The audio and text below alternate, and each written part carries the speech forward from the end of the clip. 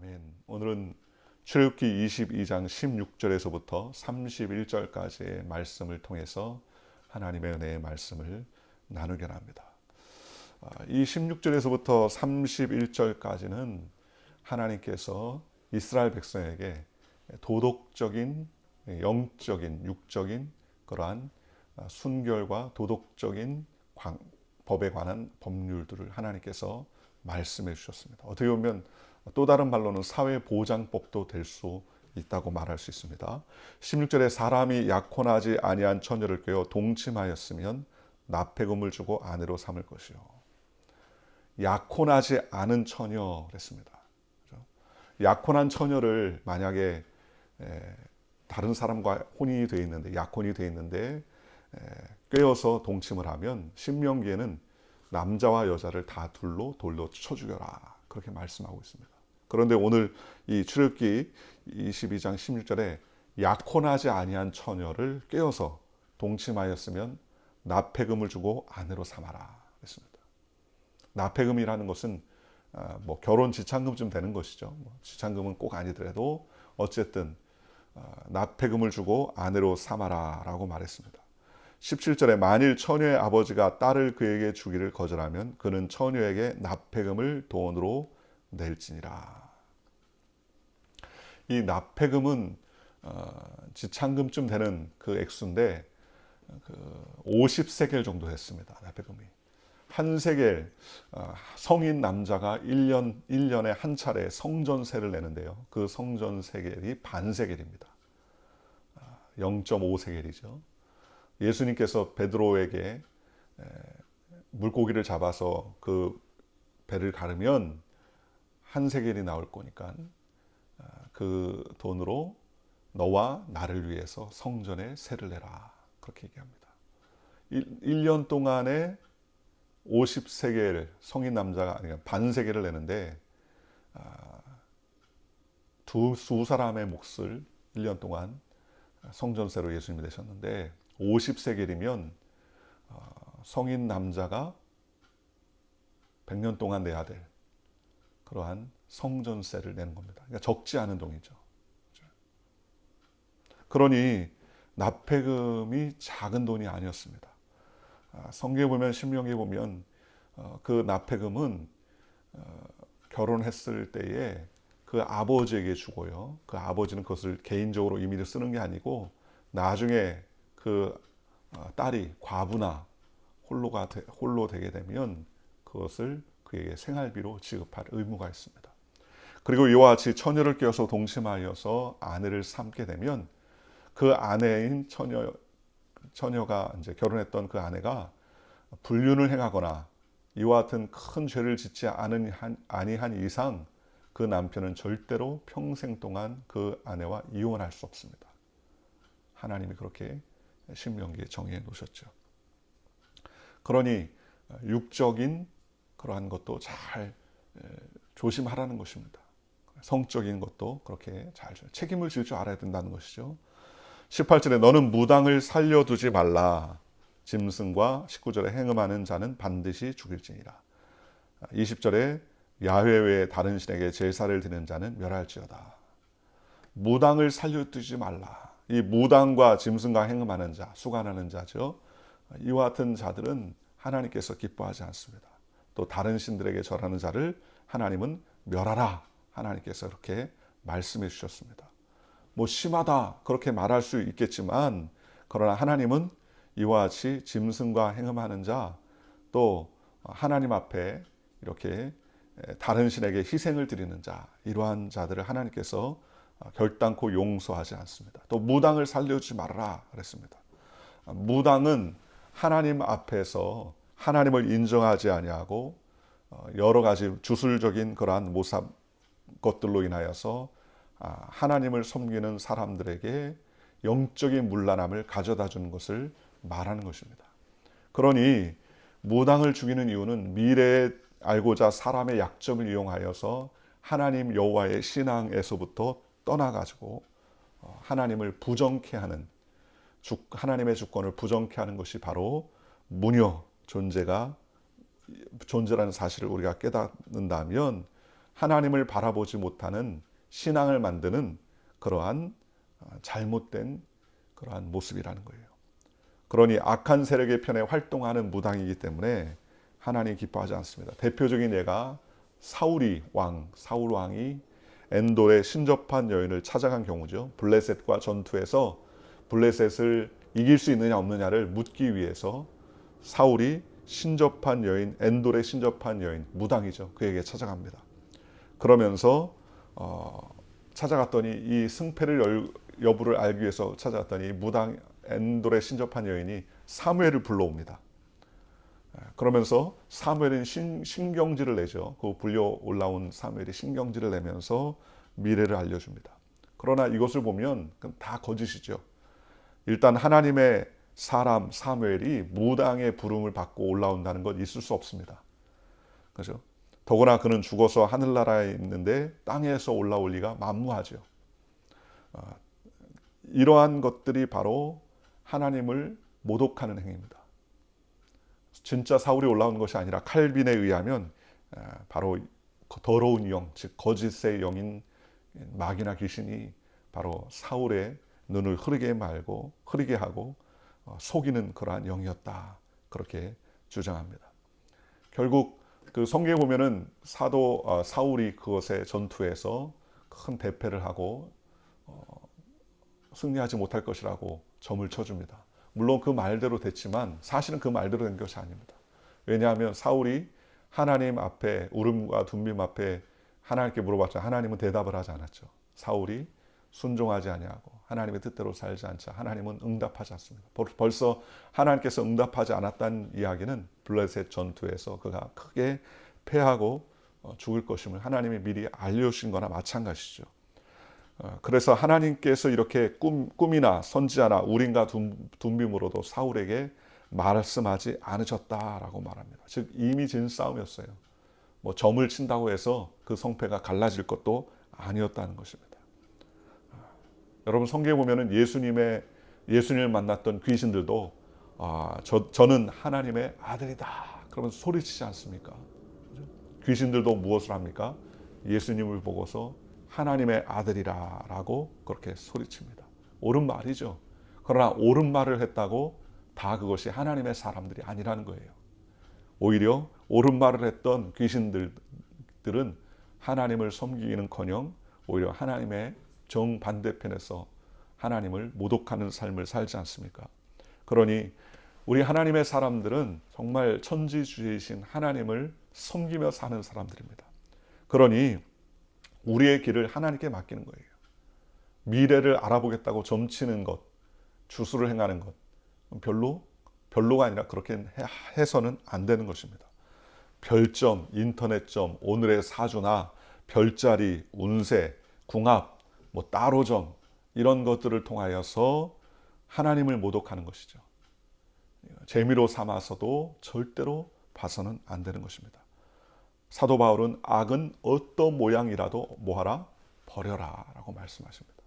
그러니 하나님께서는 이와 같이 무당을 하나님께서는 기뻐하지 않습니다. 너는 무당을 살려두지 말라. 또 짐승과 행음한 자는 반드시 죽이잖아. 수간이죠. 어떻게 짐승과 그와 같은 성적인 문란한 행위를 할 수 있느냐라고 말하겠지만 여기서 말하는 짐승과의 행음은 단순한 어떤 동물과의 부끄러운 일을 말하는 것이 아니라 고대 근동에는 이렇게 우상을 숭배하고 우상과 사실을 숭배하는 과정 중에 하나가 바로 이렇게 짐승과의 이런 부끄러운 일을 행하는 일들이 들어있어요. 이집트에서도 그랬죠. 애굽에서도 그랬습니다. 그럼 이것은 하나님을 모독하는 행위입니다. 거룩한 하나님의 영적인 존재인 사람, 즉 하나님의 생기를 받은 사람을 바로 모독하는 행위라고 말할 수 있습니다. 그러니 이와 같은 비정상적인 그러한 일들은 하나님께서는 기뻐하지 않으신다. 20절에 야훼 외에 다른 신에게 제사를 드리는 자는 멸할지니라 그랬습니다. 하나님 외에 다른 신에게 제사를 드리는 건 하나님이 기뻐하지 않으십니다. 그것은 반드시 멸해야 된다라고 말하는 것입니다. 21절에 너는 이방 나그네를 압제하지 말며 그들을 학대하지 말라. 너희도 애굽 땅에서 나그네였음이니라. 이방 나그네, 외국인이죠. 이스라엘에 들어와 사는 외국인을 압제하지 말며 학대하지 말라. 요즘 인종 차별 때문에 좀 여러 가지 시끄러운 일들이 많이 있었지 않습니까? 하나님 기뻐하지 않으십니다. 이방인이라고 남과 그들이 나와 좀 다르게 생겼다고 학대하거나, 학대는 뭐 왕따 시키는 거나 마찬가지죠. 왕따를 넘어서 학대니까 여러 가지 정신적, 육체적 스트레스와 여러 가지 것들을 주는 것을 말하는 것입니다. 그렇게 하지 말라. 왜요? 성경에 보니까 너희도 애굽 땅에서 나그네였다. 애굽 땅에서 너희도 이방인이어서 얼마나 고통받았느냐. 그러니 남들을 배려할 줄 알고 그렇게 그들을 선하게 선대하라. 어떻게 보면 이게 사회보장법의 이 초기 시초가 아니었나라고 생각이 듭니다. 또 그 다음에 22절에 보니까 너는 과부나 고아를 해롭게 하지 말라. 과부나 고아는 그 당시 사회에서 가장 최약자에 해당합니다. 고아는 부모를 잃은 사람들 아닙니까? 그러니 얼마나 불쌍합니까? 그죠? 그 삶을 영위하기가 굉장히 어렵습니다. 역시 남성 가부장제 사회에서 과부, 남편을 잃은 여자에게 있어서의 삶은 녹록지가 않다는 것입니다. 그래서 과부나 고아를 하나님께서는 불쌍히 여기십니다. 약자들을 돌보라는 것이죠. 23절에 내가 만일 그들을 해롭게 함으로 그들이 내게 부르짖으면 내가 반드시 그 부르짖음을 들으리라. 나의 노가 맹렬함으로 내가 칼로 너희를 죽이리니 너희의 아내는 과부가 되고 너희 자녀는 고아가 되리라. 굉장히 무시무시한 이야기죠. 과부와 고아를 잘 배려하고 해롭게 하지 말라는 겁니다. 그렇게 해롭게 하면 하나님께서 그들의 부르짖음을 듣고 내가 맹렬히 노해서 칼로 그들을 치면 너희 아내는 과부가 되고 너희 자녀는 고아가 되리라. 이게 돌려서 얘기했지만 뭐 어떻게 한다? 과부와 고아를 돌보지 않고 해롭게 하는 자는 어떻게 해요? 하나님이 그를 죽이신다는 겁니다. 그러니 그 아내는 과부가 되고 그 자녀는 고아가 된다는 거예요. 그러니 어떻게 하라? 불쌍히 여겨라. 불쌍히 여겨라. 사회의 약자들을 배려하는 사회보장법을 하나님께서 말씀해 주신 것이죠.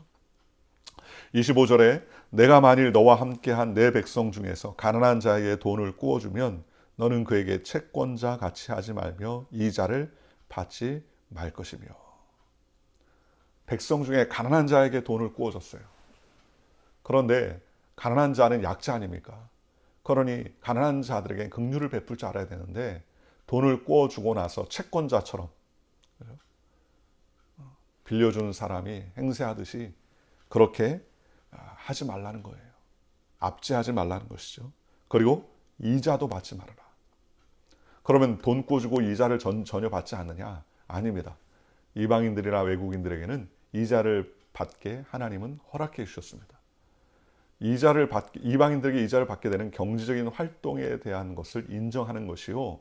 이와 같이 약자, 연약한 자, 가난한 자들에게 돈을 꾸고 이자를 취하는 일은 하나님 보시기에는 그거는 온당치 못하다는 거예요. 최약자들, 가장 연약한 자들을 긍휼히 여길 줄 알아야 된다는 것입니다. 그래서 안식일이 맞추면 유대인들은 안식일이 이제 금요일 날 해질 때부터 그 다음 날까지가 안식일이죠. 하루의 시작이 해가 질 때부터 하루의 시작입니다. 우리는 해가 뜰 때부터 하루의 시작이라고 생각하지만 유대인들의 개념은 하루 해가 질 때부터 하루의 시작이에요. 그래서 이 안식일을 지키기 위해서 금요일 오후 해 떨어지기 전에 그때가 되면 상인들이 굉장히 분주하다고 합니다. 제가 보니까는 이제 공영방송에서 이스라엘 뭐 기독교 방송이 아니고 공영방송에서 이스라엘을 이제 다큐멘터리를 찍어놓은 것을 제가 봤더니 거기 보니까는 유대인 상점 거리가 안식일이 되니까 그 정통 유대인들이요 나와가지고 소리를 칩니다. 이제 얼마 안 있으면 안식일이다, 안식일이다. 그러니 상점문을 닫으시오, 상점문을 닫으시오. 1시간 전부터 돌아다니면서 소리를 칩니다. 안식일을 지키라고. 그럼 상점들이 이제 다 정리를 하고 문을 닫아요. 근데 문을 닫을 때 참 특이한 게 그 상점들이 과일 상점에서 과일이나 채소나 이런 상점들이 있지 않습니까? 그러면 그걸 문을 닫으면서 다 그걸 안으로 들어 보낼 거 아닙니까? 그런데 일부 뭐 예를 들어서 사과 박스나 뭐 포도 박스나 오렌지 박스나 이런 박스들을 덜어 내놓고 다 집어넣지 않고 몇몇은 내놓고 문을 닫더라는 거예요. 그럼 왜 그렇게 하느냐 그랬더니 약자들, 고아나 과부나 가난한 사람들이 이 안식일에 지나가면 안식일 전에 이 음식을 먹을 수 있도록 그렇게 제공을 한다는 겁니다. 하나님이 그렇게 그들에게 제공하도록 그렇게 명령하셨다는 것이죠. 그러니 사회적인 약자들 배려하는 것이죠. 우리가 잘 아는 것처럼 나오미의 며느리 룻이 나오미를 봉양하다가 남편이 죽고 그가 타국에서 고생하다가 이제 나오미를 쫓아서 이스라엘로 돌아오지 않습니까? 베들레헴으로 돌아옵니다. 그리고 과부가 된 여인이 뭐 나오미 시어머니도 과부요 자신도 과부가 됐으니 살 길이 막막한데 그가 한 일이 무엇입니까? 그것이 바로 이삭 죽게 한 것이죠. 남의 밭에 추수할 때 가서 추수할 때 이삭을 주는 것. 추수할 때 다 낱낱이 다 긁고 가지 않게끔 하나님이 그렇게 명령하셨어요. 왜요? 가난한 자들이 먹고 살 수 있도록 그렇게 흘려라. 보아스는 어떻게 합니까? 보아스는 그 일하는 그러한 사람들에게 야 많이 흘려라. 많이 흘려라. 그래가지고 오히려 그 룻이 상당히 많이 그 뭡니까? 이삭을 주워 가지고 집에 돌아갑니다. 그랬더니 상당히 많은 양을 주워왔거든요. 그러니 나오미가 물어보죠. 너 오늘 도대체 어디 가서 이렇게 많은 곡식을 가져왔느냐? 그랬더니 이만저만해서 보아스의 추수 그곳에 가서 그렇게 많이 추수를 할 수 있었습니다. 이삭을 주울 수 있었습니다. 그랬더니 나오미가 이제 코치하죠. 그 사람은 우리 친족이다. 그러니 다른 곳에 가지 말고 거기서 이삭을 주서라. 그렇게 명령을 합니다. 그렇게 약자를 배려하는 사회적인 시스템을 하나님이 갖추기 원하신다는 겁니다.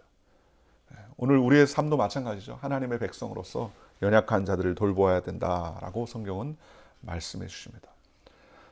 또 내가 만일 이웃의 옷을 전당 잡거든 해가 지기 전에 그에게 돌려보내라. 그것이 유일한 옷이라. 그것이 그의 몸을 가릴 옷인즉 그가 무엇을 입고 자겠느냐. 그가 내게 부르짖으면 내가 들으리니 나는 자비로운 자임이니라. 이웃의 옷을 전당 잡혔어요. 그런데 가난한 자예요. 여러분 이스라엘은 이 통으로 짠 옷을 뭐 지금도 그 이집트나 뭐 이 사우디 아라비아나 이쪽 사람들이 통으로 된 옷을 입지 않습니까? 그죠?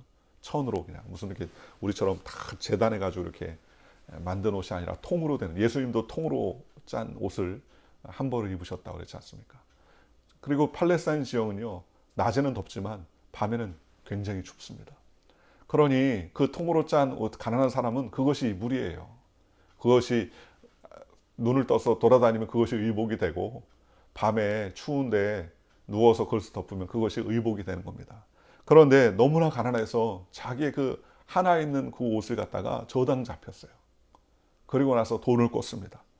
그런데 해가 지기 전에 그 저당 잡힌 옷을 어떻게 하라?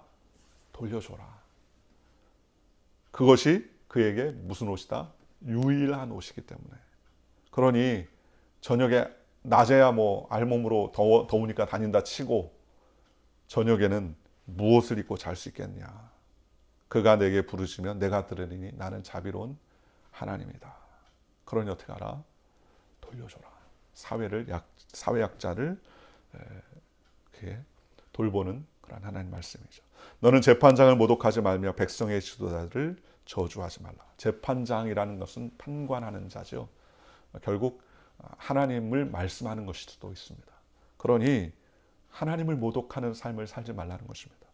또 백성의 지도자, 하나님의 기름 부음 받은 자들을 말하는 것입니다. 그러한 사람들을 저주하지 말라. 비판할 수는 있지만 그러나 뭐 하지 말라? 저주하지 말라. 그러니 우리의 입술로 남들의 마음에 상처를 주거나 그렇게 저주하는 것은 하나님 나라에 합당치 못하다.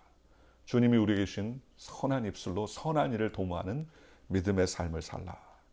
29절에 너는 내가 추수한 것과 내가 짜낸 즙을 바치기를 더디하지 말지며 내 처음 난 아들들을 내게 줄지며 내 소와 양도 그와 같이 하되 이레 동안 어미와 함께 있다가 여드레 만에 내게 줄지니라. 추수한 것 그리고 짜낸 즙. 추수한 것은 곡식들을 말하는 것이고 짜낸 즙은 바로 과실수들을 말하는 것입니다. 그 대표적으로 이사야가 그렇게 표현하는 말이에요. 그런 것들을 어떻게 하나요? 즉 바치기를 더디하지 말지니라.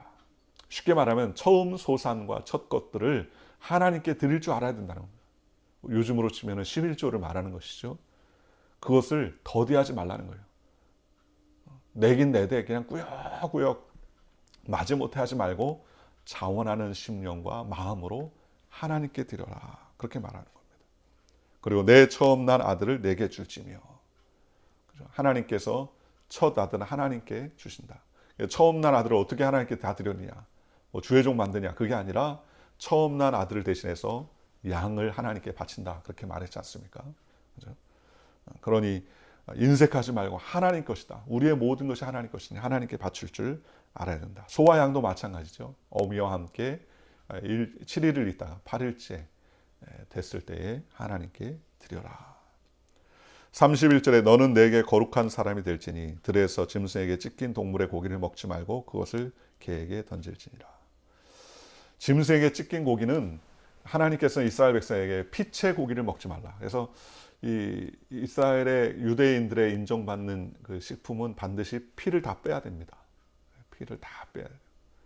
그래서 고기가 허옇죠. 피를 다 뺐으니. 그러니 짐승에게 찢긴 고기는 어떻게 찢겼는지 알 수 없지 않습니까? 그런 고기는 부정하니 그것은 먹지 말아라. 개에게 던져라. 라고 말하면서 오늘 우리가 읽은 22절에서부터 31절에 주제되는 말씀이 있습니다. 31절에 너희는 내게 거룩한 사람이 될지니 육적으로나 영적으로나 삶의 영역과 모습 속에서 어떻게 하라? 거룩한 삶을 살라. 하나님 우리에게 말씀해 주셨습니다. 사회의 약자를 돌보는 거룩한 삶을 살고 또 육적 순결과 영적 순결을 지켜서 하나님을 기쁘시게 하는 일에 앞장서는 삶을 살라. 하나님이 이와 같이 우리에게 말씀해 주셨습니다. 이 3600년이 지난 오늘 현재에도 얼마나 우리에게 적절한 말씀 아닙니까? 사회에 정말 기초적인 말씀이에요. 이 기초적인 말씀을 지키지 않는 사회가 문제가 생기는 것 아니겠습니까? 하나님의 말씀을 잘 받들어서 오늘도 주님을 기쁘시게 하는 믿음의 하루가 되시기를 주님의 이름으로 축원합니다. 기도하겠습니다. 좋으신 아버지.